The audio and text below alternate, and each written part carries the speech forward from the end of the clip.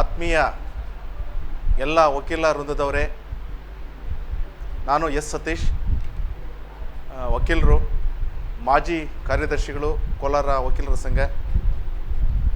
ಏನಿವತ್ತು all India lawyers union ಇದೆ, 1982ರಲ್ಲಿ ನ್ಯಾಯಮೂರ್ತಿಗಳಾದಂತಹ V R Krishna Iyer, justice H R Khanna,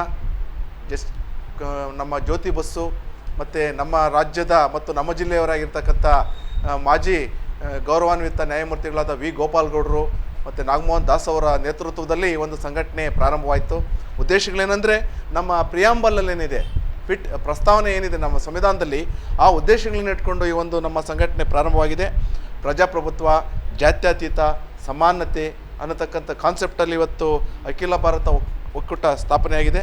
ಅವರ ಆಧಾರದಲ್ಲಿ ಇವತ್ತು ಒಕ್ಕೂಟದವರು ಕರ್ನಾಟಕ ರಾಜ್ಯದಲ್ಲಿ ಏನು ವಕೀಲರು ಸಮಸ್ಯೆಗಳನ್ನು ಎದುರಿಸ್ತಾ ಇದ್ದಾರೆ, ಬಹಳ ಪ್ರಬಲವಾಗಿ ಆ ಸಮಸ್ಯೆಗಳನ್ನು ತೀರಿಸಲಿಕ್ಕೆ ಇವತ್ತು ಸಹಿ ಸಂಗ್ರಹವನ್ನು ಮಾಡಿ ಜಿಲ್ಲಾಧಿಕಾರಿಗಳ ಮುಖಾಂತರ ಮನವಿಯನ್ನು ಸಲ್ಲಿಸಬೇಕಂತೇಳಿ ಅಖಿಲ ಭಾರತ ಒಕ್ಕೂಟ ತೀರ್ಮಾನ ಮಾಡಿದೆ.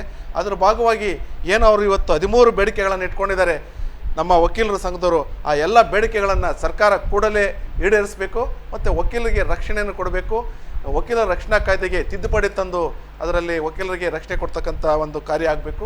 ಇವತ್ತು ಏನು ತಮ್ಮ ಬೇಡಿಕೆಗಳು ಈಡೇರಿಸಲಿಲ್ಲ ಅಂದರೆ ಮುಂದಿನ ದಿನಗಳಲ್ಲಿ ವಿಧಾನಸೌಧದ ಕಡೆಗೆ ನಾವು ವಕೀಲರೆಲ್ಲ ಕೂಡ ಬರ್ತೀವಿ ಅನ್ನುವ ಮಾತನ್ನು ಹೇಳಿ, ತಾವೆಲ್ಲರೂ ಕೂಡ ಈ ಕಾರ್ಯಕ್ರಮದಲ್ಲಿ ಭಾಗವಹಿಸಿ ಯಶಸ್ವಿ ಮಾಡಿದ್ದಕ್ಕೆ ತಮ್ಮೆಲ್ಲರಿಗೂ ಕೂಡ ಧನ್ಯವಾದಗಳು.